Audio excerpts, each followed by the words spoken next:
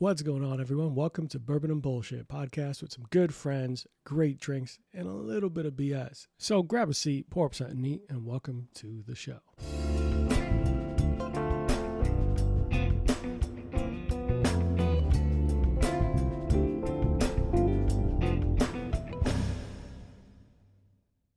Hey guys, so welcome back to Bourbon and BS. Today's episode is part 2 of Bourbon and Life After Service. If you haven't checked out part 1, it was a lot of fun. The boys were hilarious. We had to make it a 2-parter. It was so much fun. And honestly, it was great getting to know them and what they did before, after, and during service. So if you like what we are doing here, don't forget to like, subscribe, check out our Patreon where you can get exclusive reels, exclusive content, and some behind the scenes. So make sure you check that out. Let's hop right back in. All right, guys, so we are back. So first pour of the day, because everything else has been a mixed cocktail. We've had 2 of the baby's first bourbon. JC thought it was going to be soft, and now he is slurring a lot. And Peter's going through third puberty by the end of this episode. So today's pour of the day is from Horse Soldier Bourbon. JC. So this is veteran owned and founded by retired U.S. Army Green Berets who were part of the first Special Forces unit deployed to Afghanistan after 9/11. The inspiration of this pour, or this bourbon itself, the name comes from these soldiers' use of horses in rugged Afghan terrain, earning them the Horse Soldiers mantra. This was founded and established in 2015 by American Freedom Distillery, originally based in St. Petersburg, Florida, because Florida only knows how to drink and shoot stuff, with plans for a new distillery in Somerset, Kentucky. So this one boasts a lot of like little unique things, because one of the things I don't always love when someone says is like non-GMO, blah, blah, cool. When you talk about corn and spirits and the mash bills, yeah, this is kind of important. So they use non-GMO all-American grain mash bill, all-American, because you have to say it like that nowadays, 2025. America, the Gulf of America, shut up. Offers straight bourbon, small batch, and barrel strength expressions. Aged in new charred American oak, traditionally with any bourbons. And one of the really cool things about this, outside of them having all the accolades and everything they do, their actual signature steel stamp is made from that imprint is made from steel forged from 9/11's Twin Towers. They used that metal and actually made a forge for the Horse Soldier. JC's fucked me up. Actually, like template. The distillery's expansion should be coming up soon, so hell of excited for that. So like I said, the bottles are pressed in molds made from the steel recovered from the World Trade Center. Fucking really super unique story. Sick. And it's highly award-winning whiskey. Their guys are super cool. They've actually done some bottle signings and etchings. Just real quick, some of the prestigious spirits competitions that they've won. There are 5 notable awards. 2022 San Francisco's World Spirit Competition achieved double gold, which for anyone who doesn't know what double gold is, that's really fucking high up. The next highest up is platinum, which means you could do no wrong. From here on out, you're fucking perfection. So they're right there. 2019's New York International Spirit Competition, which means it's better than most competitions because they don't really get bought. A lot of these industries will buy their own awards. It's like saying Roberto's favorite whiskey cocktail competition, whatever, blah, blah, blah. And he just keeps giving it to his homie. Right. This is actually a legit cocktail competition, spirits competition. 2019 International Wine and Spirits. 2018 San Francisco World Spirits, they won gold medal, and 2018 New York Worldwide and Spirits Competition earned double gold. Just for those whiskey nerds who are out there, Horse Soldier is one of our favorite brands that we have here at the show, and it just felt fitting for you guys. But we won't get there yet because we had some requests for whiskey sours. So we're going to start with JC. He had his little whiskey sour. Well, we'll have to talk shit about Roberto long enough, so I have to go to you. I've been abused, man. I'm like, what? I'm like a whipped dog. So I made him a traditional whiskey sour with egg whites and everything like that. And he said he has no allergy, so if I am not at fault and my insurance won't be charged. How do you like it? It's delicious. Yeah, whiskey sour is normally my go-to drink, and really, and I've never had one like this. This is very good. Oh shit, nice. Yeah. I'm glad. Thanks to my lovely boss Rosanna, because she got the egg whites ready for me because I'm like Frankenstein and don't know how to fucking go through fucking articulate nice things. So she got me the egg whites because you would have ended up with a fucking scrambled egg in your. Yeah, you want this shit over easy or over medium and shit? Here you go. You take this and add protein. Shut up. Take the drink. God damn it. You're the Marine. But hopefully you guys enjoy it. We're going to pour up so the next whiskey pour. 127. Next whiskey pour in a moment, but hopefully you guys enjoy this because it seems like we've been. Oh well, Roberto's done. So I guess we got his approval, even though he has none of his friends' approval. That's just what we're writing on. He has friends. I thought we were here. All right, so we're gonna go brief rundown of like any interesting or unique stories you guys had when serving. I know we talked about pit viper venom and random shit like that, and Roberto just fighting for his life for everyone trying to fight him, and JC just not making it to many rides because of height disparities. JC, any interesting or cool stories from your time serving? Oh man, you're kind of putting me on the spot. Not really. I sent you these questions. That's how you got the questions. I didn't read them. You sent us the questions yesterday. I didn't read them. You gotta read them. I'm going to yield my time to. Yield my time. Okay. Wow. Congress, man, let's go. Yeah, to the other gentleman on the panel. All right. Well, I'm going to go to Peter. Go to Peter. Yeah, Peter first. And one unique story or something fun that stood out. Fun. Okay. Whatever you want. About your time serving, because we talked about what got you into it, and we talked about the motivation to stay. Yeah, it feels like everyone was looking for kind of purpose and direction, and Roberto was looking for people to like him. He's still looking. He didn't know people didn't like him. I feel like this was. He didn't care. How about this? He didn't care. Oh, he knew. He didn't care. Yeah, man. I don't even think my wife likes me, honestly. I mean, I'm still trying to convince her. They almost peed on her. That's true. That's true. That's true. Oh my gosh. I don't know. Let's see. So I'll give you this. I'll give you an impactful story. How about that? Like something that, I mean, I know we're all joking around and everything, but I think this speaks towards what certain veterans go through from time to time, when they're serving. So I was deployed in Iraq. This is sometime in the summer of 2007. So my job initially was cryogenics. So I used to make liquid oxygen, liquid nitrogen for the Marine Corps, and they used to use it for the liquid oxygen was used for oxygen for the pilots to breathe on the helos and everything else. And the nitrogen was used for tires and missile systems and things like that. So that's what I used to do. So when this particular day in Iraq, we were doing inspections of different squadrons in the flight line. And we were sitting there and I'm sitting there next to what's called a NAN cart, a nitrogen cart. This has 6 tanks of nitrogen, gaseous nitrogen that's used for refilling air tires. And out of nowhere, this young Marine comes around the corner. We're inside this hangar. And he comes around the corner yelling and screaming and raising hell, hey, we need help. We need help. He's going to kill us, blah, blah, blah, whatever. So we're kind of confused. It's just me, my supervisor, which was a gunny, and then the rep for that squadron, the representative for that squadron. And they come around the corner, they're screaming, we're going to, we need help. He's going to kill us, whatever. So my gunny and I, we start running towards this guy, and he leads us to a different hangar. And when we get to that hangar, we're sitting there, and there's Marines corralling this individual. He was a Caucasian male, had glasses on, probably in his mid-40s, but his camouflage blouse was inside out, and he had this huge 8 to 10 inch knife on his waist. And as he's speaking English with a very, very heavy accent, a very Arabic accent. So it sounded like he was Arabic primarily. So the entire time we get there, and my gunny, he's got his pistol, I have my rifle, and we're sitting there.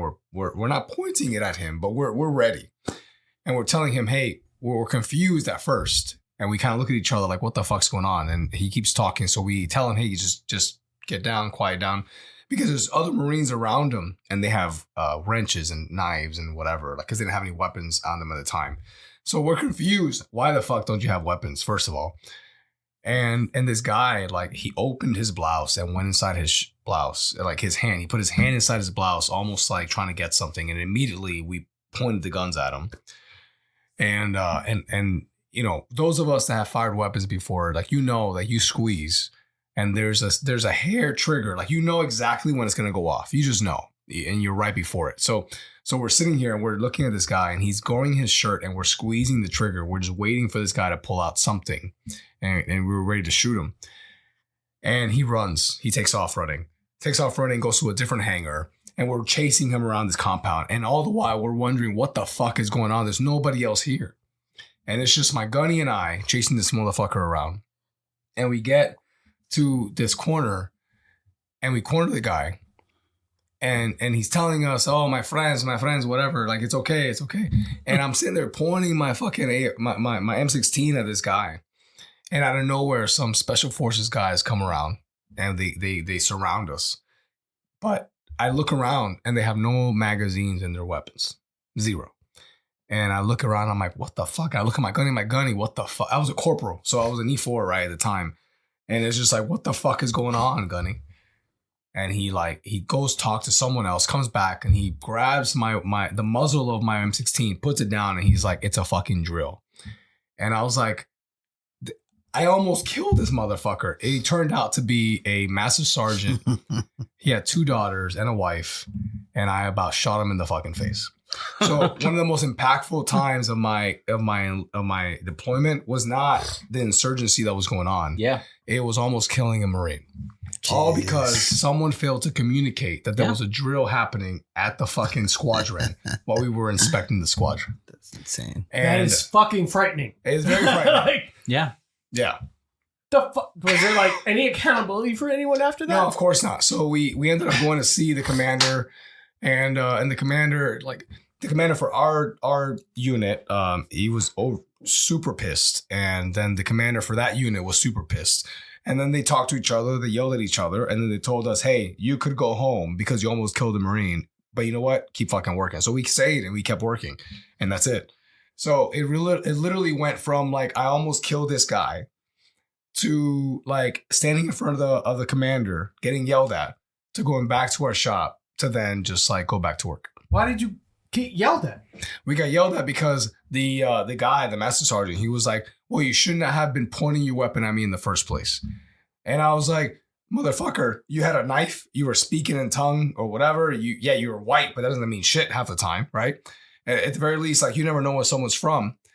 And we chased you and you didn't listen and you saw we were loaded and you still didn't freaking call it out. You still didn't say this is drill. And it just kind of went away. So I'm assuming that because the communication lines were broken and someone is at fault at that point, then to not cause any more shit to come up in the air, they ended up just sweeping under the rug. And to me, that was very impactful because it kind of just I almost killed a fellow Marine, right? So when it comes to you deploying and doing missions or whatever, like, that's one thing. But like when it's someone like these guys, Roberto, nobody fucking likes him, but it's okay. I would never point a weapon at him. I wouldn't point a weapon at him and shoot him, right? Also, you have to aim much lower. So when that happens, it's just I don't need to jump in. But go on. No. When that happens, it's just it takes hurt me harder, Daddy. It's very impactful because like I could have killed someone that was like my brother. Oh yeah, right. Friend. Friend. No, we're brothers. Like in the Marine Corps, like it's one thing to distinguish, and I think that's very different than the other services. Like we go through all this shit that we go through together. We're not friends. I've known JC for a long time. I've known Roberto only for a few years. But we're not friends. We're brothers because we all went through the same shit. And in the Marine Corps, the real bond, the bond comes from the fact that we're all broken down to the bare bones of who we are, and then rebuilt to be a better person. And we all go through the same shit, no matter what job you are. So for me, we're all brothers. We're not friends. Okay. Yeah. Shit. So who wants to follow that up? I mean, I'll go ahead since, JC's over here, but before we, but I don't really keep fucking with you, but thank you for sharing that because that's a fucking scary and deep moment. And I do want to thank you before I talk shit about Roberto. Yeah, no, and talk shit about Roberto all day. I mean, I welcome it. I find that to be one of the most impactful stories that on my time in. Yeah. Even shaped you. It did. It changed my perspective. That's really what it is. Yeah, I get it. You know, and I don't get it. That's a problem. That kind of a no, it changed my perspective because like you have to look at what's in front of you. And for me, after I got out, become an entrepreneur and everything else, like, you know, you have to sit there and analyze the situation in fractions of a second sometimes in the battlefield and everything else. And that translates so easily when you're an entrepreneur. But sometimes it doesn't. And it's good to remember the situations that trained you to sit there and analyze things, because we all sit here sometimes and go through things in life that we feel frozen for. Like we don't know what decisions to make, what to make of it, what to do next, and so on and so forth. And then you think back of the moments that we were all in the military, all three of us over here. And we know that we were put in the spot so many times and we had to make a decision at that moment. And we didn't have the choice to say, hey, I'm going to take a step back, take a week, go back and think about it. Yeah. And I think that we lose sight of that. And those are the things that help us be successful today, is the ability to sit there and take a step back and be able to make hard decisions, because no matter what decisions we're making, no decision is as hard as deciding whether or not to pull this trigger. Yeah. shit. No, you're absolutely right. Yeah. I was in situations where I legitimately thought my life was going to end, but I can look back on them and laugh because it turned out to be something very similar to what you're discussing, right? Some kind of drill or something that was harmless, but you're trained to be on such high alert and to look for things that seem like an imminent threat, you know? And yeah, I mean, I sympathize with exactly what you're talking about, you know, and it sort of conditions you to be able to make these sort of quick decisions. Yeah. That That is very unique to our experience, to what we've been through. Yeah. All right. I appreciate you gentlemen both sharing that. Like I you know, we're friends. I was really tempted to make a short joke.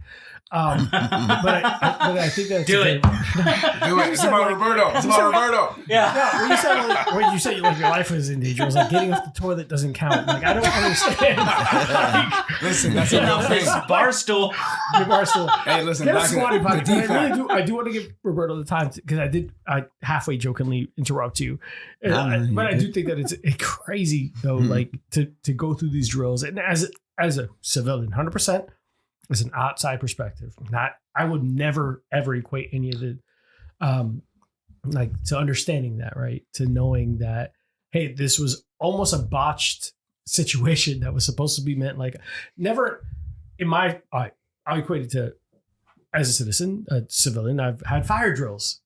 I've never set fire to someone almost by mistake. Yeah. I replicate that in real life. Yeah. I can't say, oh my God, it's a fake drill. I know that there's not a fire. Yeah. In this situation, you wouldn't have known that this wasn't a real threat unless it was communicated to you in advance. Yeah. There's nothing in real life that I could say, oh my God, we were just playing and testing. Yeah. That's not a thing I could do. Yeah. So to elaborate more, like when I was in Iraq, we were part of what's called a QRF, Quick Reaction Force, which were basically the reinforcements for anybody that's in trouble out, you know, in combat. Mm-hmm. There were so many times when we ran drills, but they never told us it was a drill until, you know, so they wake us up at 3 a.m. Yeah. You got to rush to the helicopter, get all your gear together, get off the helicopter. And it's not until after you're off the helicopter that they tell you, okay, this was just an exercise, you know, so you're going into it thinking you're about to get shot at. But right? I guess that's the point, right? Yeah, Right, that's correct. absolutely the point. Correct. But Yes, and I'll say, not to interrupt you, but if you knew it was a drill, and I guess I thought about I think about this after the fact, right? At the moment, it was just very chaotic, and it was very, like, it fucked me up, because this is legit a person that I knew, well, I knew after, but like I knew had kids, right? Yeah. So, and to me, it really fucked me up, but if you didn't, if you knew it was a drill, would you put forth the effort? Absolutely not. Right. No. Yeah. And I guess that's the point, right? Exactly. Correct, right. That's absolutely the point. here- but we so often discredit those drills. But for us, it's not a drill at the time, right? It's the real deal, and you are preparing For to the die real in deal. that moment, Yeah, right? for sure. And I got a question. I don't know if this is a comfortable question. Let's say you did know the dude and you didn't know it was a drill. Would you feel like that would pull you back a little bit, or would you still follow suit? If you knew him but didn't know it was a drill. Yeah. Is that almost like, would you shoot? Would you react accordingly? Is that, I guess that's also what it's testing, right? I guess it's also kind of like dependent on the situation. Yeah, right? given But I his guess scenario, that'd be hard to believe, I guess, if he knew him but that's ahead of time. I guess that's the point. If you didn't know it was a drill and you think this person might have gone off the rails. So, and this is a much deeper philosophical question that I don't necessarily have the time training or to be able to ask this fairly. I guess what I'm trying to get at is if you thought this was a real situation where someone you knew, but it wasn't a friend, it wasn't Roberto, which at some point became a friend. Even if it was Roberto, it might have been easier. A person that that you have seen in passing every day, and at some point is acting erratic, and is going to be positioned in a manner where he is shown as a risk. Yeah. Would you react accordingly, or would you feel like inertly, because I know them, I'm going to pull back? So I think, I mean, if I can, I think everybody's got a kind of an opinion about this, but I will say that like the federal government at large, whether you're in the military or civilian, right? There's a lot of training about insider threats, right? And so there is training that's afforded to military and civilian, like federal service employees at large. Shouts to JC for giving me a job. Yeah, exactly. Yeah. No, man, they're afforded like that opportunity to train about people who might be compromised, who are originally supposed to be people that are on your side, right? And I genuinely think that it's hard to answer that question without having to be in that situation. Yeah, I know it's unfair. I think it's an unfair question to ask, like, without being in the moment, because you might react a little bit different. I'm completely aware of that. Sure. So I'll answer that a little bit differently. So, would I have shot him is basically what it comes down to. Essentially, give or take, would you have hesitated more? I would have shot him non-lethal. Fair. Yeah. So you can shoot a person non-lethal. I know, right? He'll remember it for the rest of his fucking life. You gotta give me the old. Please hold.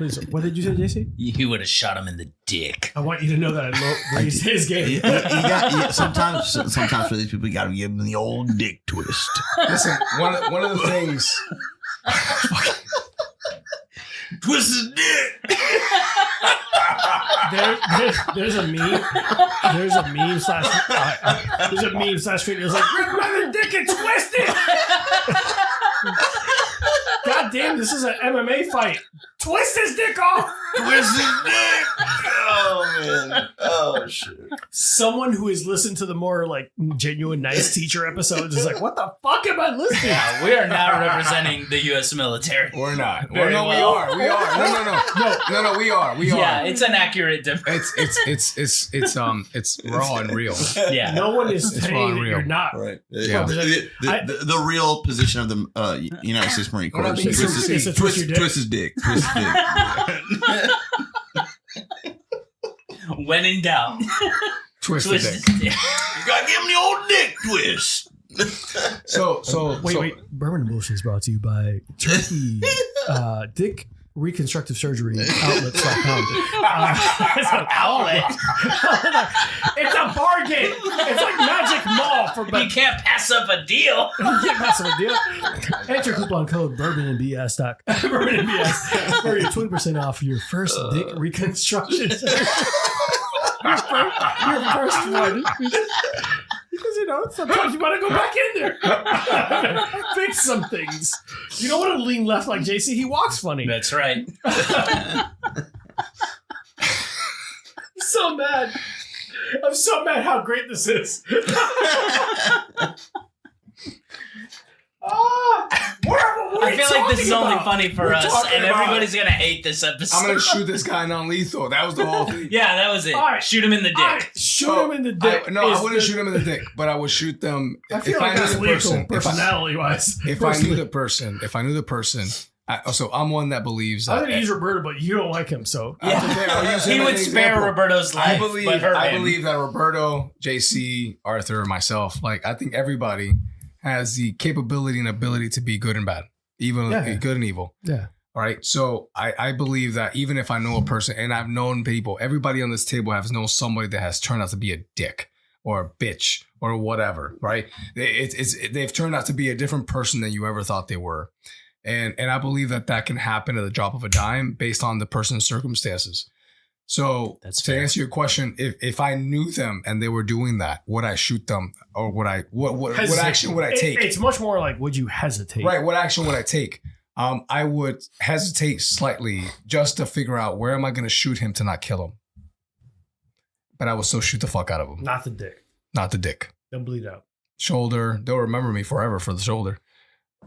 Knee. Whatever. To be fair, yeah. I feel like if you shot me like in the arm and it was a drill, I want you to sign my cask.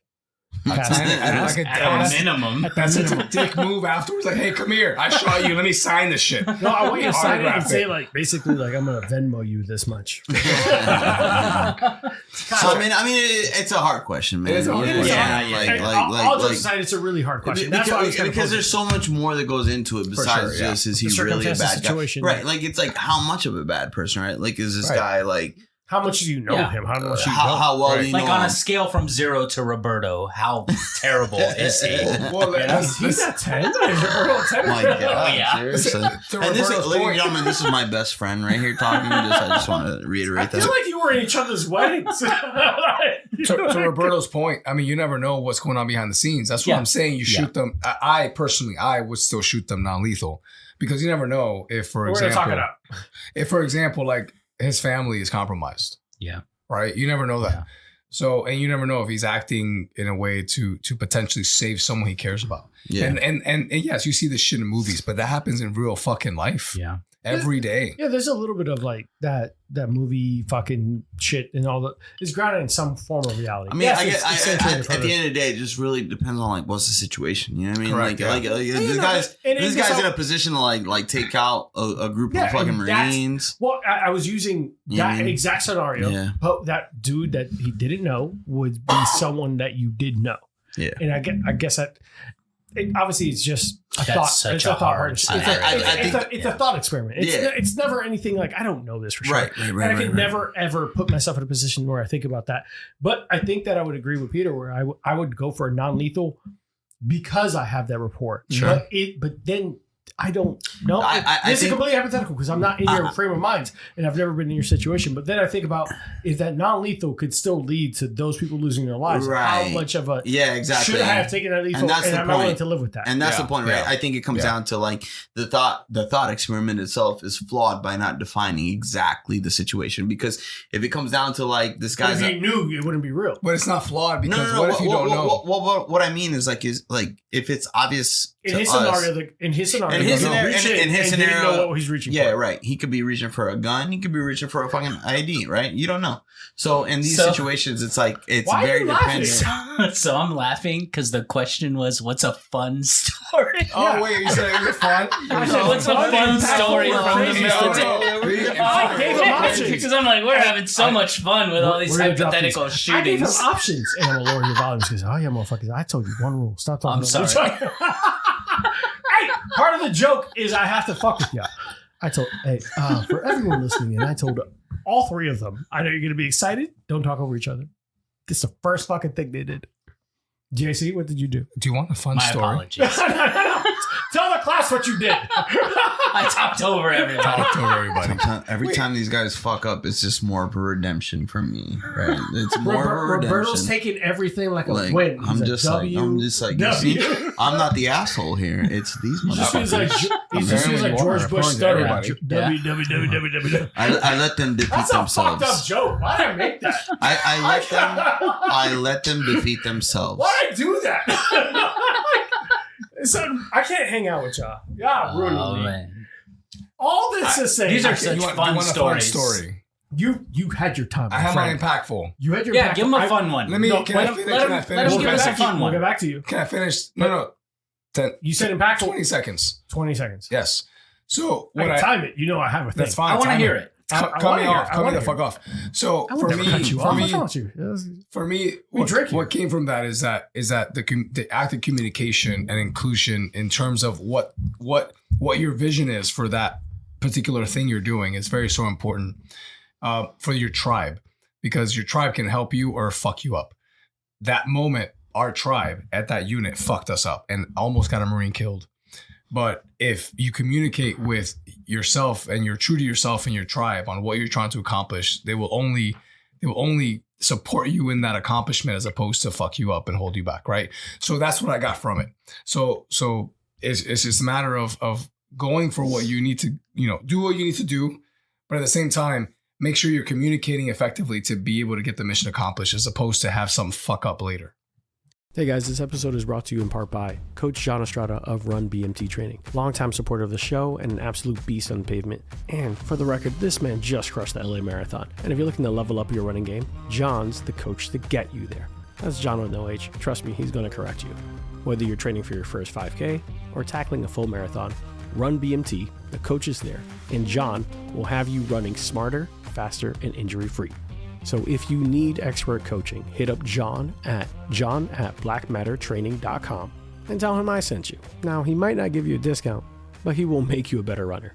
Again, that's John at blackmattertraining.com. Now let's get back to it. Thanks, guys. So, yeah. I don't know the military, obviously. Like I said, I just hang out and drink shit and then invite you guys to drink with me. But I think that's beautiful because I think there's a certain aspect of life in there. Like even just in general with your friends, like you understand now, hey, we will never do this again. We will never fuck up this communication again. We will never do this again. This is not some shit we could tolerate. And it's growing pain. Period. I mean, it could cost someone's life. Yeah, but yeah. Maybe not exactly, but in theory.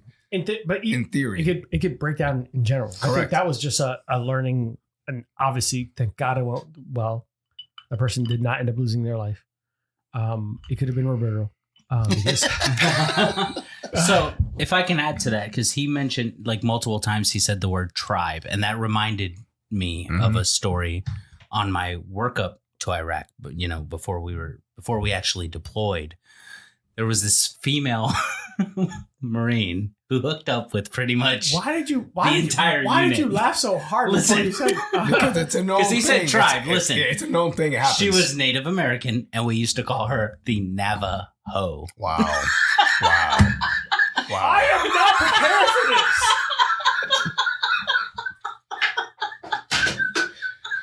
Wait, didn't he said say tribe? All jokes aside, it reminded me of the Navajo. All of you shut up.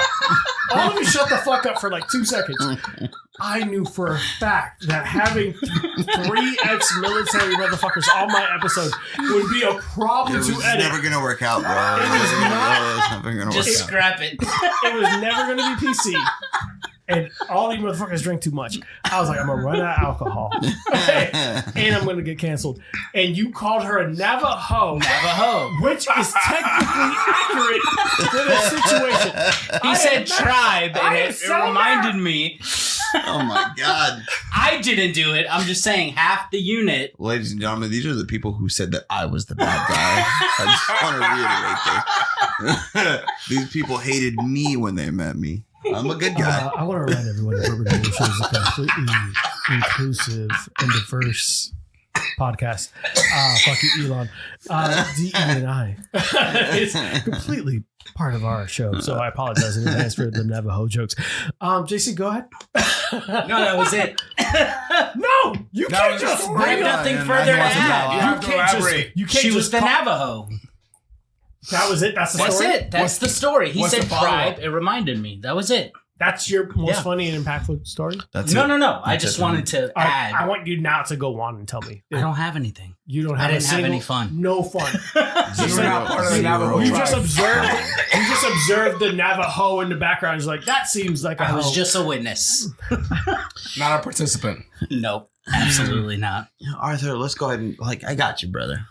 Let's go. Wait, I want to make sure because JC, you've minimally talked. I know I've got nothing. I know it's a height thing, so there's only so much short shit you got inside. But you sure?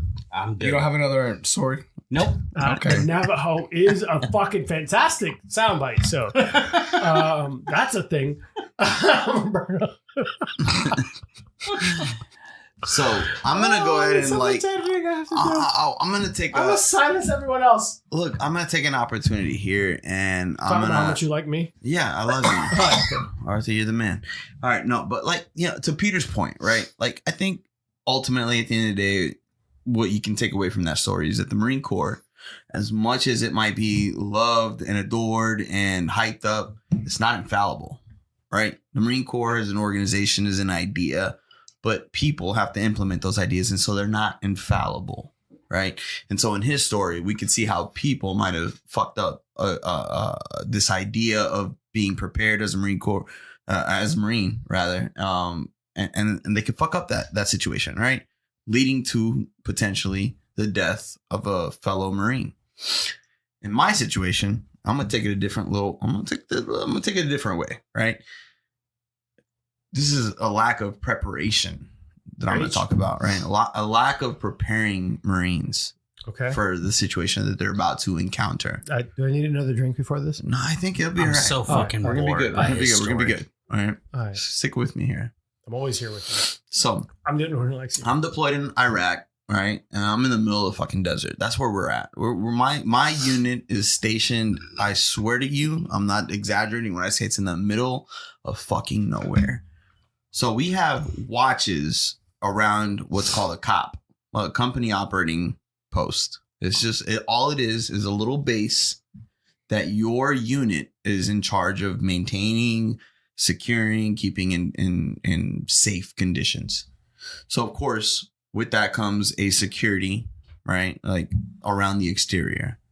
And that means that 24 hours a day, there's Marines that are going to be stationed at post to make sure that they're watching outward to make sure that nothing comes in, right? No, nothing approaches us that might present a danger to us. So that's my situation, right? I'm deployed to Iraq. I'm in the middle of the desert. I'm securing this position in the middle of the desert that has otherwise nothing surrounding it. I don't know why this particular post was of importance, but it is what it is. So we're in the middle of the desert, and I bring that point up because there's no infrastructure around us. There's no buildings. There's no toilets. There's no there's no buildings at all. The entire post is nothing but tents that are set up to like facilitate a command post, a sleeping quarter, a medical unit for if that's needed. So we have this post in the middle of the desert. We're securing it 24 hours a day. And to use the restrooms, we have these facilities that are built up for us that essentially they're nothing but like outhouses. So it's like a little wooden shack where you can go take a shit. Now, you can't take a shit in the middle of the desert without plumbing, without some kind of system to take care of sanitary situations, right? So the solution to that is what are called WAG bags, right? And I think if you've ever been deployed, you understand what a WAG bag is. You know what it is. Essentially, it's a little packet that's given to you every time you have to go take a shit, where you're given this packet that has inside of it a Ziploc bag and a Winn-Dixie bag or a Walmart bag, right? Like a plastic bag.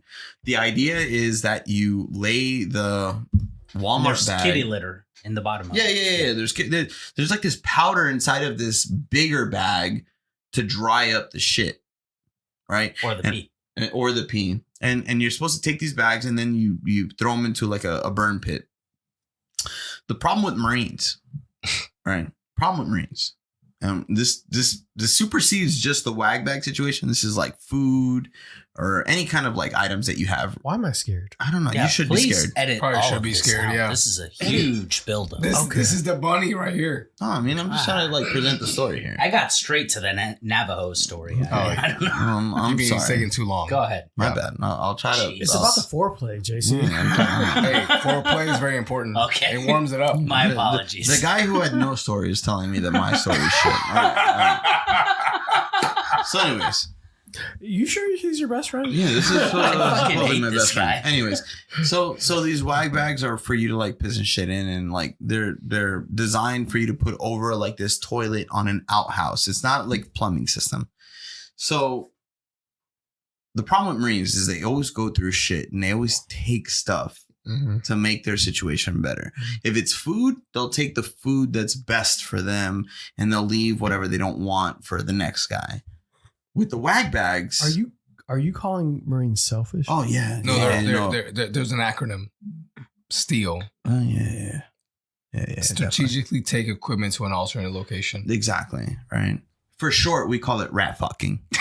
Yeah. Yeah. That's shorter than steal? Yeah. I don't know if you know how syllables work. I don't know. But like in Marine Corps lifestyle, if you rat fuck an MRE, you take what you want from it and you leave whatever you don't want. If you rat fuck a group or a allotment, a flaming gorilla titty of wag bags, you're taking all the stuff that you want from it and you're leaving whatever is like not needed necessarily.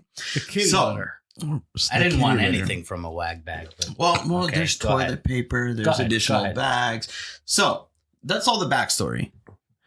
My group, my unit, we get deployed to this unit that's in the middle, or this station that's in the middle of fucking nowhere. It's in the middle of the desert, and we all got to use wag bags. This is our first time deploying for a lot of us, right? So most of us take these wag bags, and it's our first time using it.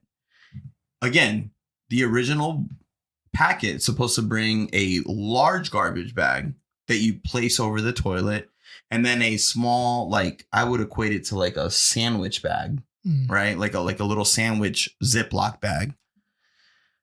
Well, I have a buddy who, for the first time, was about to take a shit in the fucking desert, and he takes out a wag bag that, unbeknownst to him, was rat fucked. It had been gone through by previous units. And so when he pulls it out to take his first shit in the middle of the desert, all he finds is this little tiny Ziploc bag. And he goes into the room where he thinks he's supposed to put the large bag, but all he has is this little tiny Ziploc bag. And so he's looking at this, trying to figure out the logistics of taking a shit inside of a fucking Ziploc bag. And so he's looking at this toilet. Yeah, it's a snack size. I'm telling you, it's a sandwich-sized Ziploc bag. And so now let me clarify. There are these outhouses, right? There are these toilet homemade rooms. BLT sandwich bag sized. Yeah, that's it. Poop bag. Exactly. And but he's inside of this like room that has like these little like wooden built out toilet seats. And so the idea is that no, man, you place the wag bag material over the seat that's there. It's made out of wood. You shit inside of it. You piss in it. But again, this is his first time and he has nothing more than a Ziploc fucking sandwich bag. I will say, if nothing, Marines are marksmen. No, we will adapt and overcome every single time, right? Okay. But this guy is like, okay, I guess I gotta shit into this Ziploc bag. So he's sitting over a Ziploc bag, stretching it to the best of his abilities. And I will remind the audience that this goes back to the situation that Peter was talking about where the Marine Corps just doesn't really do a great job of communicating, right? And so no one told this guy that, hey, wag bags are your way of life. Wait, are you saying the government doesn't communicate? No, I mean, sometimes we fall a little short, even in the Marine Corps. Hold on. Even in the Marine Corps. I know. And it's a shock to everybody. So he's sitting here squatting over this wooden toilet seat with a fucking Ziploc bag that's designed for a sandwich. Right now, I'll let me clarify. The idea is that you place the shopping bag, right, like the bigger, larger shopping bag over the toilet seat. You take a crap. Hashtag not a sponsor. And then you tie it up and put it inside the Ziploc bag. But when you're first time taking a shit in the desert, you don't see a Walmart-sized, plastic bag, and all you see is a Ziploc sandwich bag. Did he make it? Oh, bro, he was like, I guess I gotta scoop my balls back into it and like stretch the bag. And you're canceled. And this is my very good buddy's first experience in crapping in the desert. There were a lot of things I expected out of this episode. I know, man. This was not one of them. And Ziploc bags and getting shit. a Glad Ziploc bag sponsorship was not on the list. Yeah. Thank you for making sure I didn't get that. Man, yeah. I'm making I want to clarify, when he says my very good buddy, he's not talking about me. This whole time That is not me at all. Like one of those toilet seats when you're teaching a kid how to poop? Yeah. That's what I'm imagining if you were. I knew how to use a wag bag. So that's the idea, right? Is that you take this larger bag and place it over the seat, and you sit down and you take a normal crap otherwise. But in this situation, that larger bag Did he come back to you and be like, "Hey, this was a mess"? He's like, I don't understand what I'm supposed to do here. It was so much confusion in this guy's life. Like, JC, you know, not for podcasting, but JC's out here showing like, "Oh, look, I got a bag full of poop." Audio back podcasting is terrible, but it was really common. I mean, it goes back to the expectation versus the reality, right? Like, the expectation is that you have this larger bag to place over the seat. Okay, all jokes aside, I mean, kind of jokes. We can keep joking because this is what I feel like the rest of this fucking episode is going to be like. I mean, what? Was there ever a moment with all of this shouts to Great Value, Walmart bags, and Glad is not a sponsor, or miscommunications? Was there ever a moment where you guys like sat back and like, shit, should I have done this? Or was there the opposite flip for each individual? You decide whether you want to answer it, not too long, but was there a moment where you're like, I'm glad I signed up? And I'm going to start with JC because he had the shortest story and legs. He had no story. Yeah, no story. He had no story. I said, so he caveated off of other stories. Navajo. What? I said the thing he said. What? I'm not the problem here.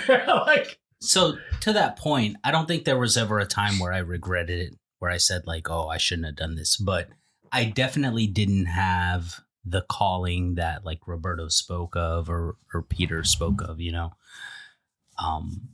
Like I wasn't that guy that was the stereotypical Marine and wanted to deploy and be in combat or anything like that. But once I was in the situation, it was probably one of the best times of my life. Vibes. You made it sound like you had a secret life somewhere. I have to talk to somebody about something. This man ain't who he says he is. No. So I enjoyed every moment of it, but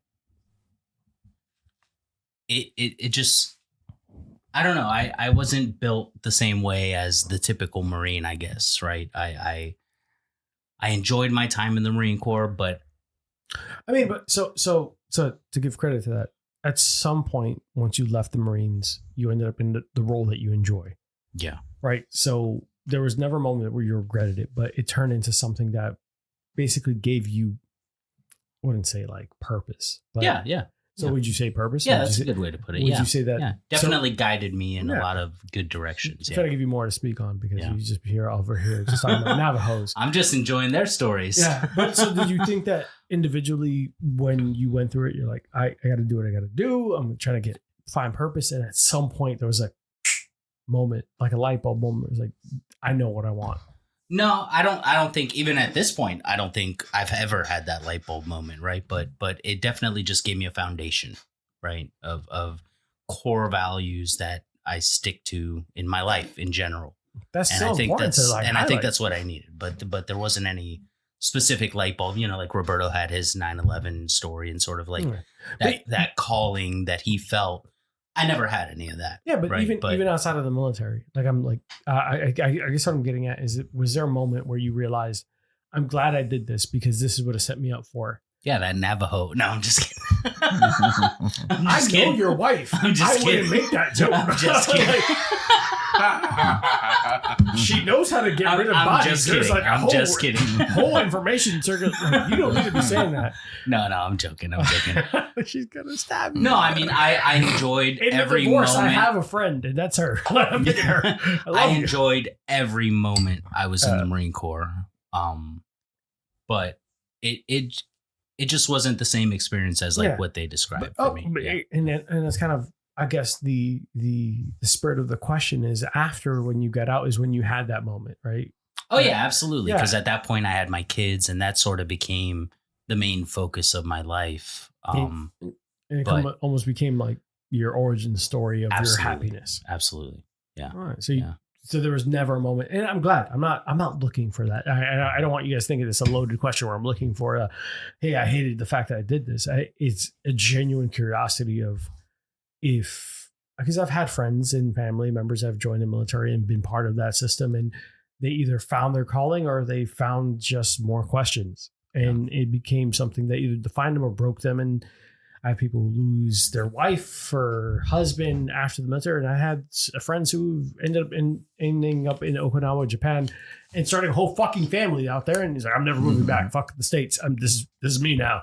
This is me now. No, but it kind of speaks to like what these guys were talking about before, that there's sort of a place for everybody in the Marine Corps. At least, we can speak to the Marine Corps. Yeah. And there's a place for everybody, right? Like Peter is sort of like the stereotypical Marine, right? Like he's that tough guy, the just what you think of when you think of Marine Corps. But there's a place. What are you talking about? There's a place for guys like me too, who just are looking for a little bit of discipline, a little bit of structure, and sort of a path forward that aren't necessarily living and breathing everything Marine Corps, right? There's a happy medium. I don't know if that's There's a happy medium. I loved every moment of it. I enjoyed the people I worked with, but it wasn't my entire identity. Yeah. And to each their own, right? Whether it became their identity or not, is still a lot of value that's added to that experience. Absolutely. And I think you could, we all respect that. No one at the table, whatever. Obviously, I'm not one of you guys. I'm just going to hang out and drink with you guys and get you drunk. But I think that there's a lot to be said about those experiences and unique pathways that ended up in that. So I think I respect you guys. And I do want to thank you guys for your service. Even if most of you can't get on roller coasters. Hey, I'm good.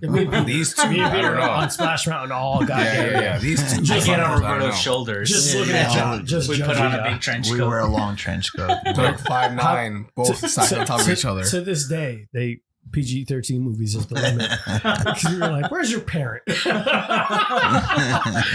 all jokes, but I think I do want to give you guys credit for, at least from my show, I don't understand I don't know if anyone else, I assume so, but I do want to thank you guys for your service and the experiences and what you've gone through. There's scary moments. There's, I'm really fighting the temptation to say the scary moment was getting off the bar stool for Roberto. I said it. You're not wrong. You're not wrong. Said it. It's out there. Yeah. No, man. I'll say this, man. The Marine Corps, even for me. Yeah. So I think the unique from my story was that I knew I wanted to be a Marine from a very young age, which is commendable too, because you there's so many people who will sit here and say, I want to be an artist. And in 6 months later, it's like, I want to be an Instagram influencer. Sure. And 6 months later, I want to take up carpentry. 6 months later, you decided 2 years early because I'm talking about since I'll 2 years prior to you joining. Let's call it 13 because I was in middle school at the time. Yeah. We talked. Sorry, I apologize. I remember because he said you were 2 years younger. Right. I'll call it 13. I mean, no later than 13, I knew I wanted to be a Marine. Right, so. That's 4 years earlier than I'm legally allowed to enlist. Yeah, there are motherfuckers who don't even want to be friends with the same people after 6 years. Right. So even at 13 years old, knowing I wanted to be a fucking Marine for this long in my life, at the time that I showed up at boot camp, there was nothing better for me in my life than being where I'm at right now because I'm accomplishing my dream. I had so many times, so many moments where I can specifically recall thinking what the fuck did I do? What decision did I make in my life where I'm at right now? And there are a ton of moments throughout my entire career where I'm thinking that, right? I mean, I knew, like I said, from 13, and I apologize.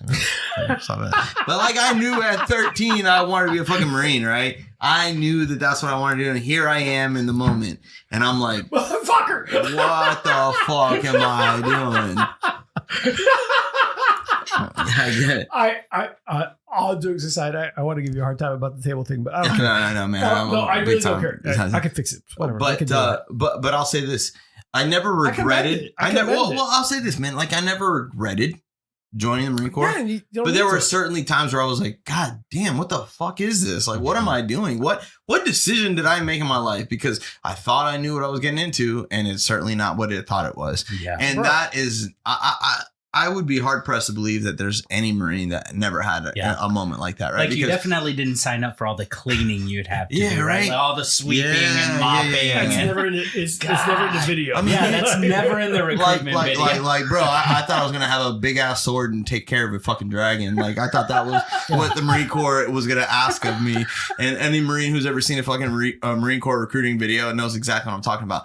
But when it comes down to like brass taxes, you know what I mean?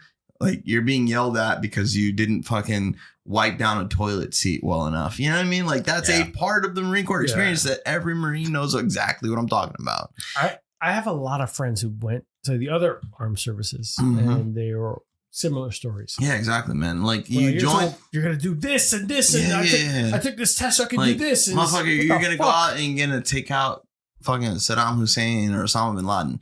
And it turns out like your biggest failure in life is that you didn't like wipe down a windowsill of every piece of dust on it. But that is the Marine Corps and that is the military in general, I would say. And like, you know, parallels.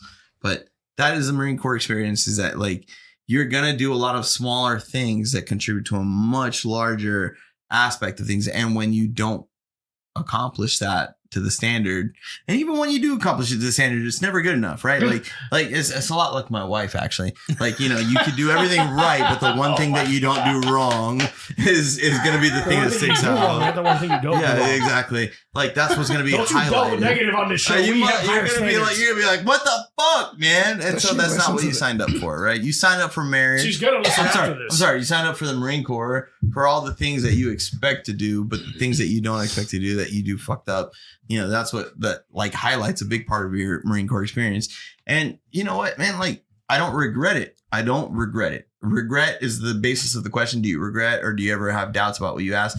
No, I don't. To be fair, my question was there a moment either you regretted or you said, this is exactly where I should be? Right. So reaffirmed your choice or regret. So I wanted either positive or negative. Well, I'll say this, man. I do find it interesting that all three of you heard me say regret, not the other part. Well, because like joining the Marine Corps in and of itself is accomplishing exactly what you signed up for. But there's a moment where I think I don't know specifically, but I imagine there's a moment where to JC's, he found a path where it reaffirms, I'm glad I made this decision.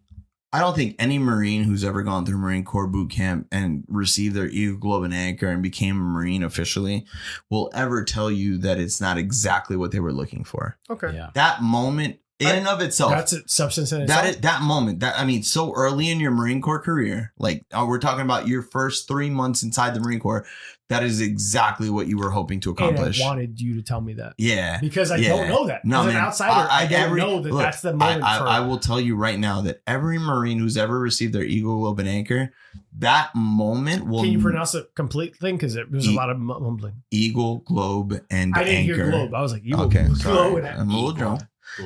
That's what I'm not judging. No, I got you, man. Yeah. But I will tell you right now, that moment that they receive that Eagle, Globe, and Anchor, all right, perfect, that they become a United States Marine officially, they will never forget or regret or like think that is a top 3 moment in their life. And I will I say top 3 because like maybe having a kid. Fuck them kids.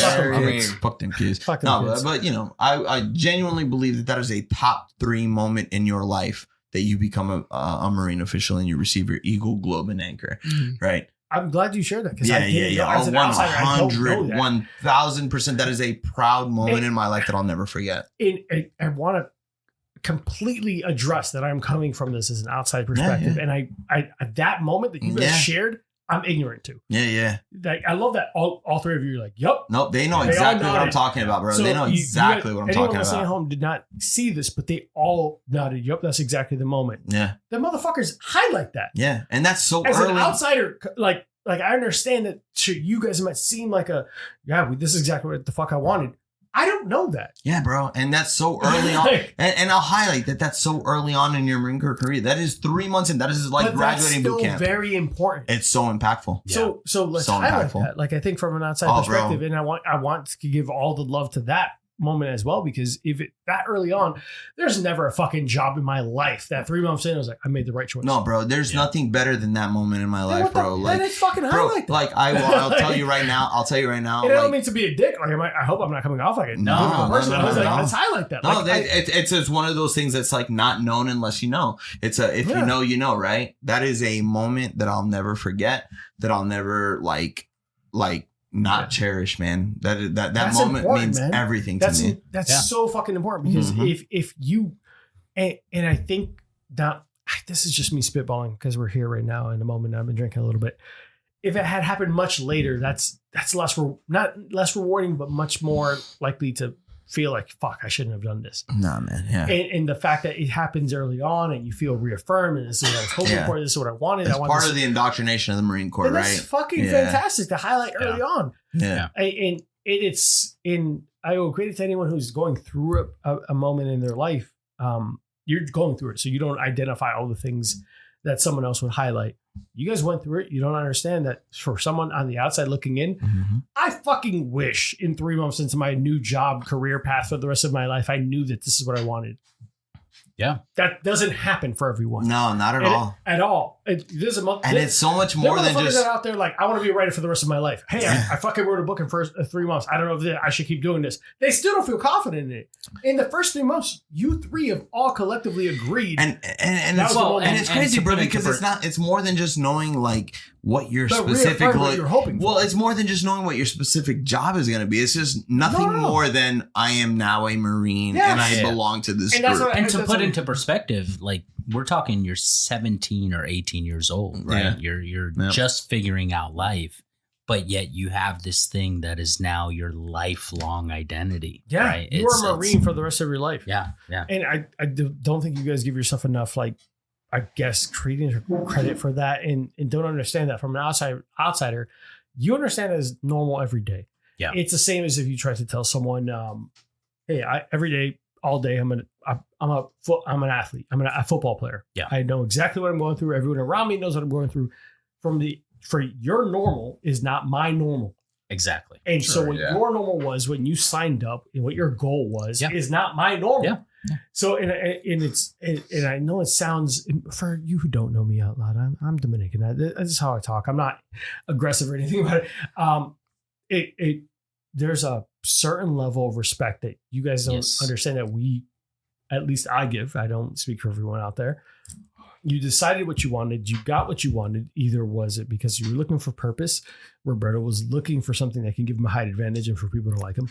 No, he knew what he wanted 4 years earlier. And Peter was looking at, found a way to kind of go down a pathway, break the cycle, go a pathway that was going to give him a little bit more structure and everything he wanted. I don't mean to overspeak, obviously, Peter. I hope that you don't disagree with my interpretation of it. He's giving me a thumbs up. Yeah. Because I'm not here to tell anyone how the fuck they feel. Yeah. But I think that's fucking phenomenal that in the first 3 months, you said, I was right. Yeah. And that's kind of what I was alluding to earlier about the work ethic. And it's like we identify each other very quickly. You know somebody who's been through that versus somebody who's never been through that kind of thing, you know. And that's fucking awesome. Yeah, it's really cool. A lot of baby back bitches running out there, but I do want to do one thing for you guys. Roberto doesn't go because he wants to go pee. Yep. Now that I remember, this is much longer than it needs to be, so you guys are gonna get standing ovations. Nice. Roberto didn't hear this. He didn't wash his hands. Did you wash your hands? No. Wait, he didn't wash his hands, did he? Nope. I did. Probably not. Oh, gross. That's piss, actually. This is much. How long is this? God damn.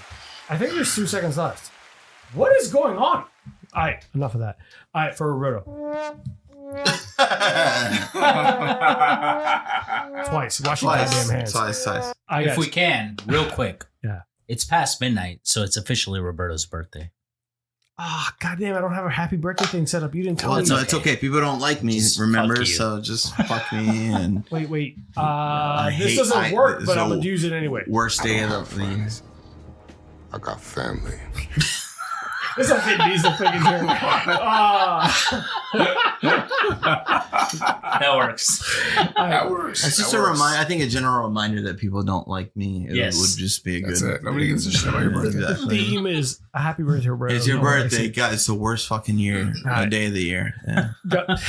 That's fucking January 6th. Or November 6th. No, January 6th is also pretty bad. Oh, yeah, you're right. All right. Fuck Elon. Listen, before we head out, because we are 2 hours and 30 minutes, and I would love to fucking Let's hang do 2 more. I don't have that kind of time. I mean, I got that kind of time, but Rosetta's in sleep, and I don't want to keep waking her up by you yelling. Fucking tiny little angry voice. Wow. I gotta fuck with him. I'm out. Wow. No, I None of gotta this fuck- started with hey, tiny. To be fair, I adore you. That's fair. Kind of like, my daughter adores her Barbie Yeah, dolls. exactly. No. Anyone who knows me, if I don't like you, I don't fuck with you. I leave you the fuck alone. I treat you as a void in a room. If I fuck with you, I genuinely enjoy you. If I interact and ask you questions, I genuinely enjoy you. If I go, okay, that's nice, and I move on, yeah, don't talk to me ever again. If anyone's at home listening to this and wondering why I've been really, really cordial with you and never talked to you again, please subscribe to our Patreon because all jokes aside, I ask everyone a couple questions before they go, whether you are specific rank, range, like job, occupation, anything. I'd like to ask, this is kind of off the riff. You guys were not expecting this question. Okay. 7 inches. What the fuck? I'm sorry. How I wasn't asking how close you were to be able to get on a ride. Flaccid. I was asking. It's a different question. Okay, JC. I'm sorry. Go What ahead. kind of lifts are you wearing? 7 inches. So he's like, I can't wear heels. She can't. This is bullshit. I like to ask people like their the deathbed cocktail and deathbed drinks, but or meals, but we're not going to do that. For you guys specifically, because you aren't in the industry of like service, like cocktails and whiskey and food service. Now current events and everything that's going on, like, do you ever? You're feeling the residual impact of it. I know JC, you and I talked privately about it. Like, how are you feeling with everything going on? And like, I know you ended up in a specific field. I don't know if you want to share and how that's overall impacting you. Yeah, I mean, there's a lot of anxiety. So I'm a government worker, right? I'm a federal employee. We're not going to talk about where. Yeah, Unless you but want that's to. fine. Yeah. Just Unless you coming from want the military, it's sort of natural to transition over to being a federal, civil service employee. So yeah, it's a stressful time. A lot of anxiety out there, but I'm doing all right. You guys shifted from work from home to now in person, and you shared kind of an interesting perspective that I don't think people get. Which ironically, I'm okay with. I'm actually enjoying being in the office every day. It doesn't bother me at all. I love my Tell us coworkers. why, because I think that's like, I don't think people understand that unless you went from working from home to not. I think there's this whole fucking glorification of I get to work from home. Yeah, and I do still feel that way. I enjoy the flexibility of being able to work from home, but by all means, I have no problem being in the office. I mean, I'm there to work and I'm there to do, my job, and I enjoy it. I enjoy my coworkers. It's not a negative thing for me at all. I mean, I'm a civil servant. But you said that you were enjoying also it forces you to be physically active. Absolutely. Yeah. I'm gonna need you to be more detailed oriented. I'm gonna ask your wife how often you express yourself, because I feel so like I said, I mean, what do you mean by express yourself exactly? Like express, like orange peel. Express yourself. No. The act of getting up in the morning, getting dressed, driving to work. Yeah, it's important. It's crucial to. But you're still feeling that anxiety, and you're feeling everything going on. Well, yeah, because it's kind of crazy times out there, right? But we'll get through it. It's all right. I love how PC he is. You're right. He's obviously like the even I think you meant pussy. I said pussy. Pussy. There's nothing wrong with that though. Like I the reason why I want to highlight it is because I think I know a lot of my friends. I work from home, and in different contexts, obviously. I'm gonna tell you guys some random stories after off air, because fucking people are stupid. And everyone glorifies this whole I work from home. I get to have all that work-life balance and blah, blah, blah. But there's a certain level of, if I don't have to leave my house, I really don't want to. Yeah, And that's I know fair. friends who have worked from home for like 3 years and they've gained like 60 pounds. Yep. Their health is in regression. They don't go out anywhere. They don't even know how to have human interactions. Like even asking them to go out is a pain in the ass. Yeah. And there is a certain level of, because I was forced to be social, I remained social. There's a part of me that worries that at some point I'm going to start hissing like a cat at people. Like, get away. Like, get away, because I don't know how to do that. Yeah. And I think we're in unfortunately, because of the times that we're in, because of the social media and technological phases that we are going through, that there's a social aspect of humanity that isn't there anymore unless you force it. When we go to school, we're forced to be in a classroom with people. When we we go to athletics and debate clubs and all these things, you're forced to be social with people. You go to college, you're forced to be social with people. And it builds this intrinsic like skill set that you don't get unless you're forced to be there. Yeah. And when you're an adult, you pick your tribe that's going to stick there, and you're never going to fucking be there, be with anyone else.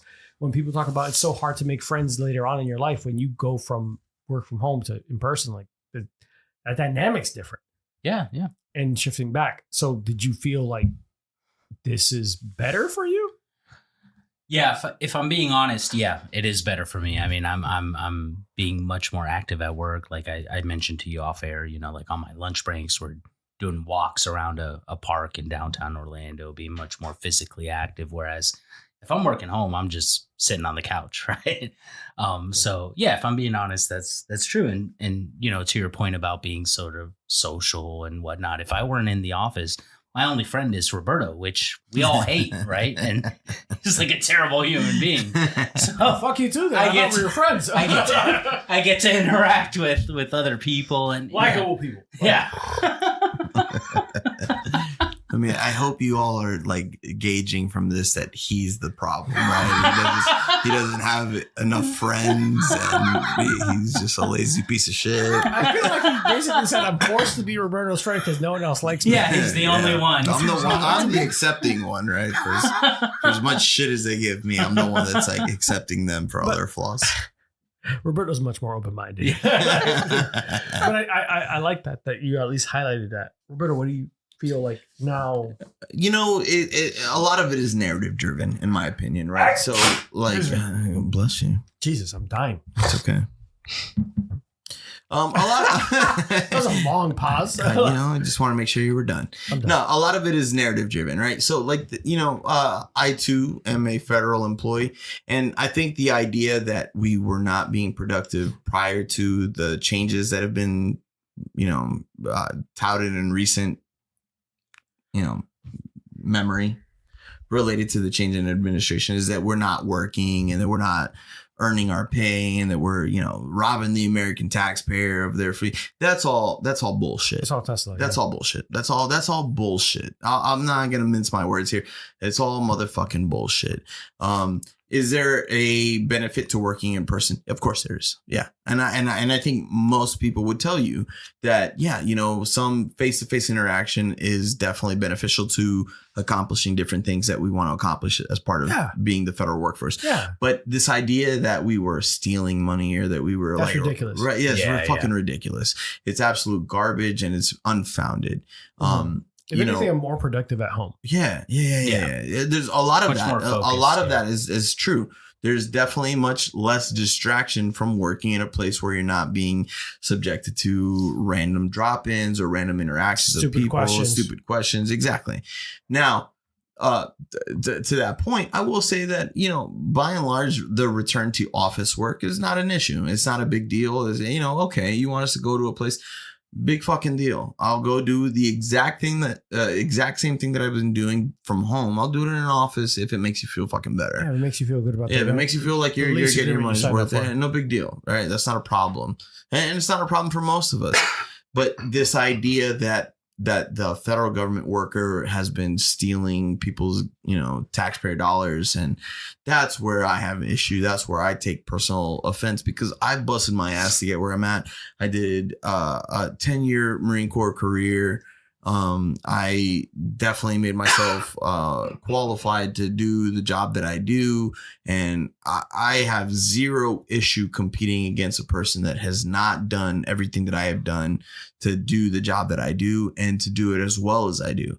And I think most people will tell you that. And I think that's where I kind of take an issue, right? Is because there's this new narrative suddenly that the typical federal employee, including veterans who have given a lot to this nation, you know, to be what it is, that they're not earning their paychecks. That's bullshit 100%. And I will stand by that. I won't mince my words. I won't say that in any kind of politically correct way. It's absolute garbage. Yeah. Most of us, you know, and I say most of us as an overwhelming majority, have earned our position, have earned our pay, and continue to do so out of a sense of service to government, service to the nation, and pride in servicing like everything that this country is supposed to be standing up for. And so that's where I stand on it.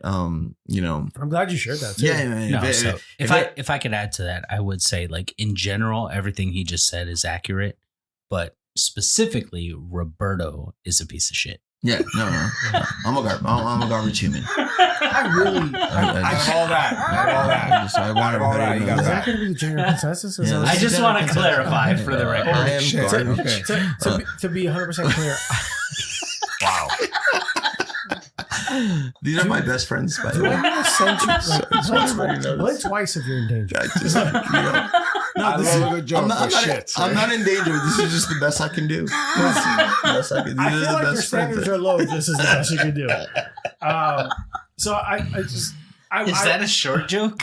No, No, man. Wow. Look, I mean, if I I could be, meant that like you are a good person. No, but man. yeah, I guess you're also a short person. Like, bro. If I can be serious for a moment, I mean, like, dude, I am currently in college for engineering. Like, I am not a dumb person. Yeah.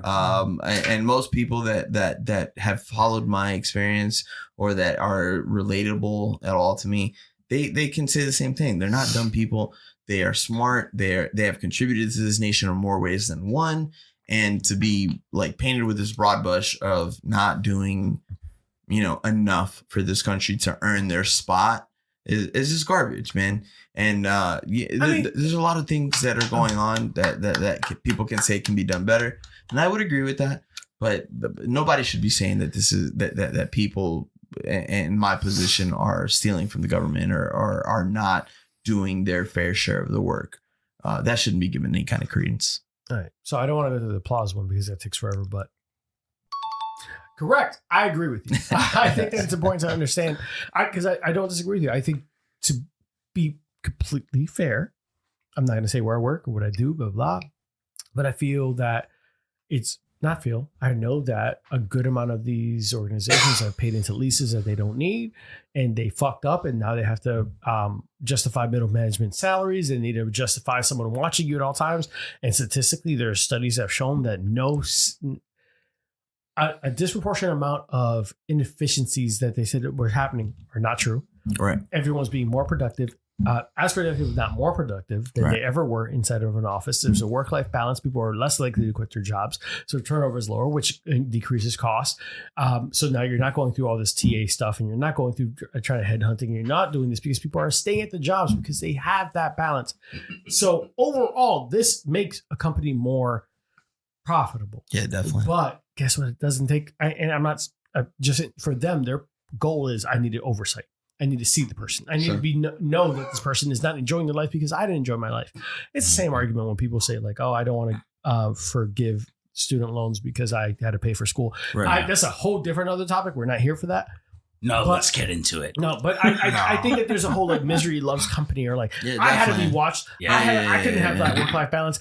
I didn't have the interwebs. Shut up, Jacob. You can't open a PDF without fucking needing to Yeah, try exactly. to get in. Yeah. The I same don't people need- that exactly I the don't same need- people that believe that Yeah. are the ones that are having trouble with like adapting to the Yeah. new norms. I don't need 5 meetings to get ready for another meeting. Yeah, exactly. Like that's not what we're doing. And it's almost justifying those middle management positions instead of letting those slide because we don't need those anymore because there's things in place to make sure that the productivity is there. we're not here for that. So I'm sure someone's going to clip that and make it seem like I'm fucking anti everything. I might be. So fuck you, Elon. I will always say fuck you, Elon, in every fucking moment I can. Yeah. I think that I will join you and say fuck you, Elon. Fuck you, Elon. And I'm anti Roberto. Anti Roberto. Which makes him pro Elon by default. We do not. Look, there's a lot of shit we'll tolerate on this show, but no pro Elon.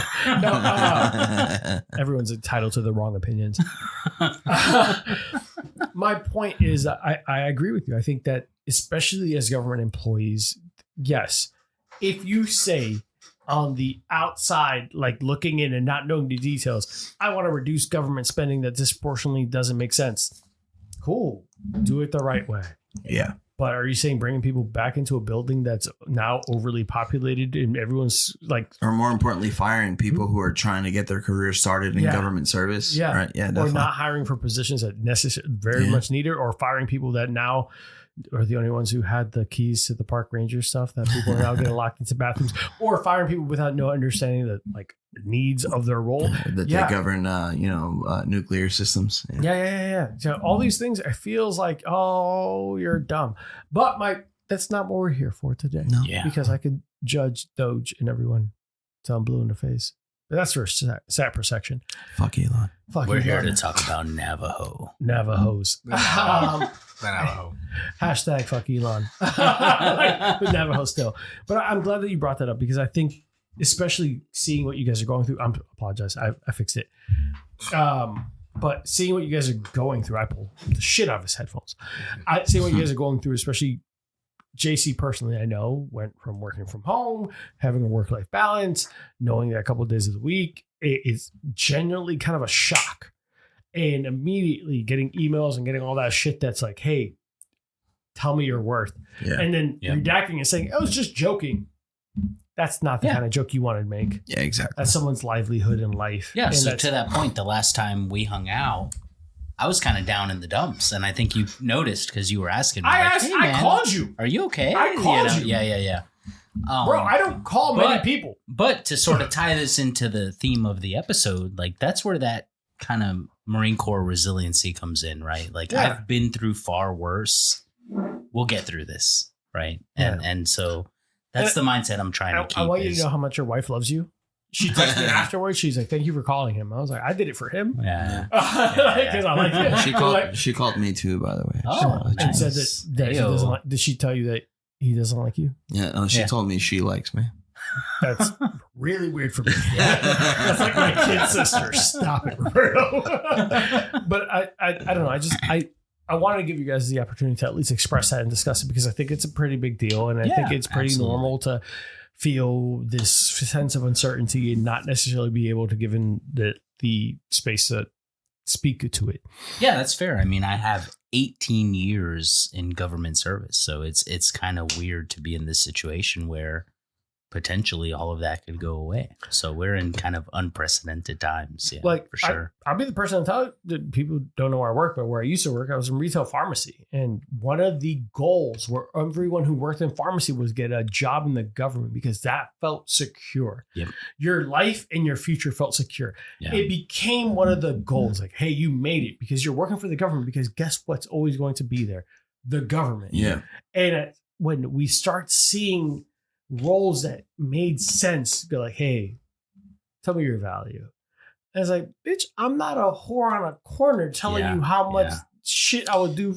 How much strange I would do for some change. I think that's common probably Roberto out there. You know, I think honestly, that's probably been the most surprising part of it, is to see how quickly a certain narrative has taken effect within a certain like demographic, to think that like suddenly all of us are the bad guys, right? Like motherfuckers were heel spurs that avoided conflict. Bro. Like I'm telling you, man. Yeah. I'll be the first to tell you, as a government employee, of course there is waste. Of course there is fraud. Of course there's shit. $1,800 coffee machines don't make sense. You know, exactly, right? But to think that suddenly I'm the bad guy, that I'm the and I make a very modest wage, and I'm not going to get into how much I make specifically. He's the bad guy. But to sit there and his glass went up in price 100%. But to sit there and say that I'm the cause, that's the exact percentage. I'm the exact cause of your hardships, like, that's just so unfounded, man. There's nothing to it, right? Like, there is so much more evidence of other things, bigger things that create this issue where you're spending a lot of money on basic needs and goods, and you're spending a lot of money on your taxes. That's not because of me, man. That's because of a lot of other bullshit that's going on that you're just ignoring, because I'm the easy guy to blame, and because I'm the one that's being told to you that I'm the one that should be blamed. And that's what I take issue with. And I wholeheartedly agree. Yeah. Especially for those of you at home who do not realize, because of my name and my voice, I am Hispanic. So when I hear shit from the outside, from other perspective, I'm going to address this from a different perspective. When I hear immigrants are the problem or something like that, I'm like, Right. Bro, I'm not the problem. I was born here, but my mom's not the problem. She worked like 3 jobs and paid every single bit of bills and every single thing. And we never defunded or did anything wild. It's like, when I hear that, I'm like, the American dream was founded on this shit, this struggle, this hard work, everything that we were supposed to do. And I'm not trying to, and I hate to say I'm not getting political while I'm getting political. What I'm trying to get at is that I don't believe that there's enough empathy and understanding from different perspectives. Yeah, definitely. There's a narrative that you are seeing because it's easy to, it's back to judge a book by its cover. You hear this fucking title and you're like, this is exactly what this book is about. Yep. Motherfucker, read it. Understand that there's more depth there. There's more details. There's more factors. There's more things. And understanding that empathy and not being so enamored with this quick assessment of the situation based off of a 5-second interaction it's just frustrating to me. Yeah, definitely. And for you guys, especially when you hear, oh my God, government spending and all these, I hate when people say, oh, they're at home, so obviously they're doing nothing. Yeah. Motherfucker.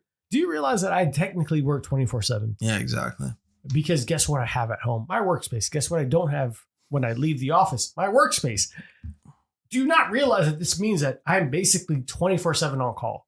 And I think that's like the beauty of this entire podcast, right? Is that you get to know people like on a personal level, and you get to see that they're not just these people that are trying to rip you off and trying to steal your money.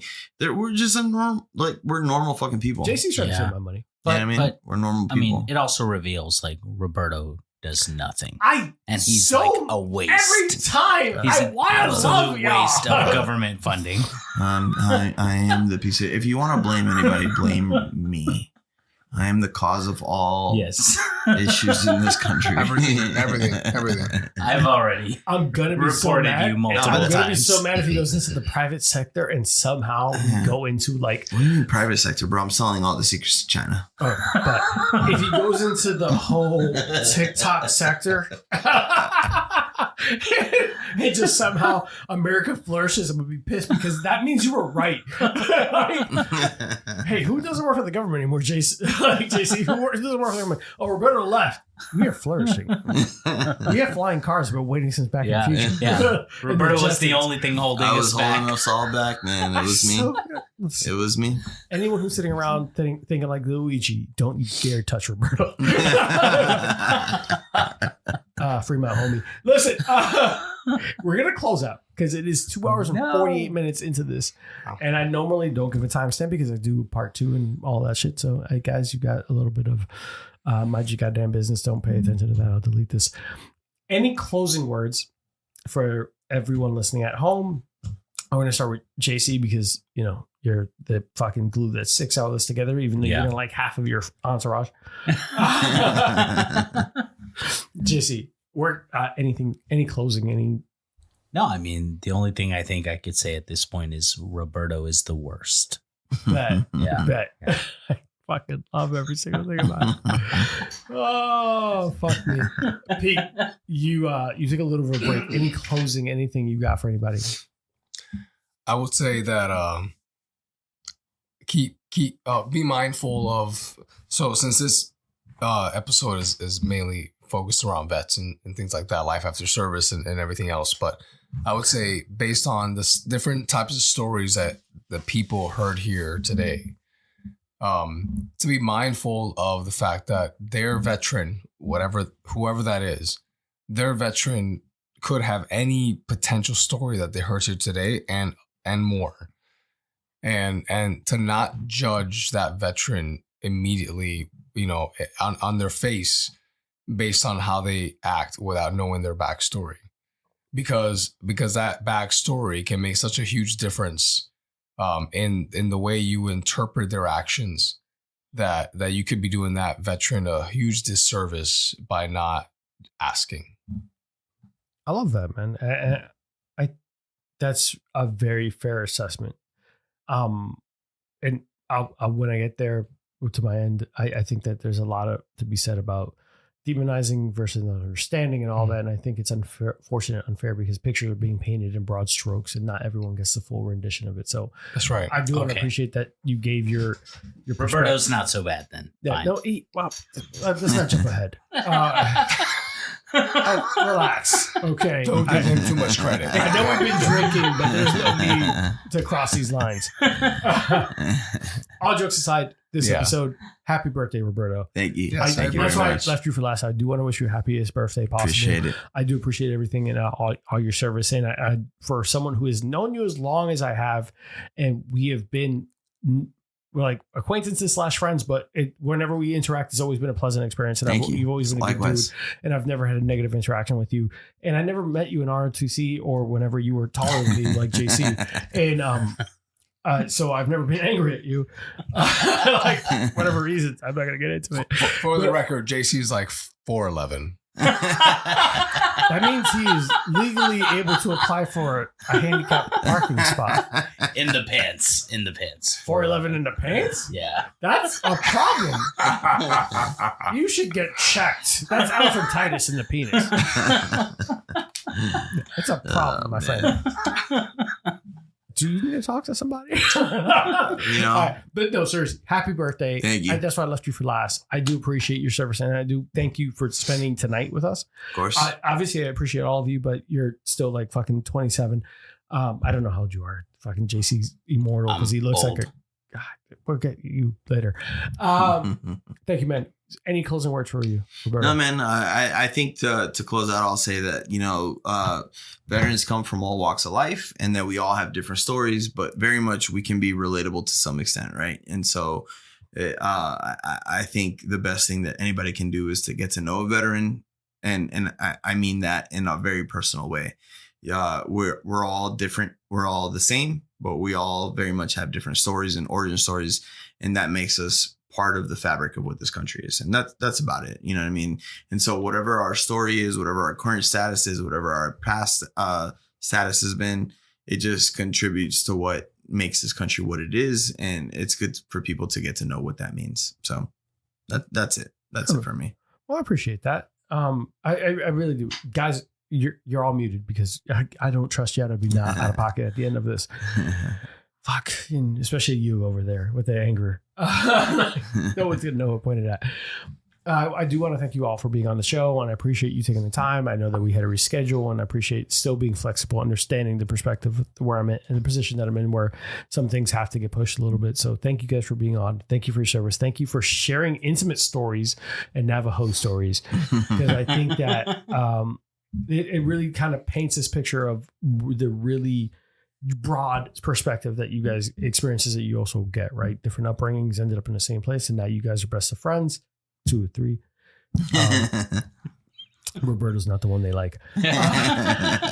For anyone listening at home, please make sure that you like, subscribe, share with all your friends, and honestly take a minute and get to know the person across the table from you, because that perspective and that point of view that they have might be grounded in something that you might not have visibility to or not understand. And take that minute and not just make a fucking face value assessment of the situation, because you don't know what the fuck they went through. And I say that for all love in the world. I mean, there's people that I 100% don't agree with, and but I still want to understand their perspective. Unless you're Elon, fuck you. But everyone else outside of him, I do like, subscribe. If you like what you're listening to, make sure that you are following on Patreon, because a lot of the stuff that you're hearing right now is only a fraction of what I'm actually posting online. These motherfuckers got really out of pocket. And, someone threw an elbow, and it was crazy. You don't want to talk about it. It's wild. So make sure you follow Bourbon _BS, because I'm not allowed to curse. And make sure that you are tuned in, share with your friends, 5-star review, And I promise you guys that a rebrand is coming, but we will stay true to who we are because fuck everyone else. Take care. Drive safe. Drink responsibly. Don't sex your ex. Avoid Amazon one-click buy. All the mistakes that people make when they've been drinking. For those who have not heard the commercials, make sure the worst thing you do is wake up next to a Wendy's spicy chicken sandwich. Take care, guys. Ooh. Bye. Hey guys, today's episode is brought to you by Burn Termite and Pest Control. I first met Joe Byrne on Full Frontal Nerdity Show and decided to give his company a try.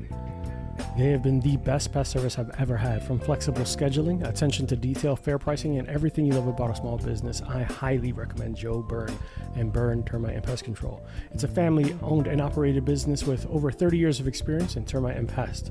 You can reach Burn Termite and Pest Control at 321-297-7985. Once again, 321-297-7985.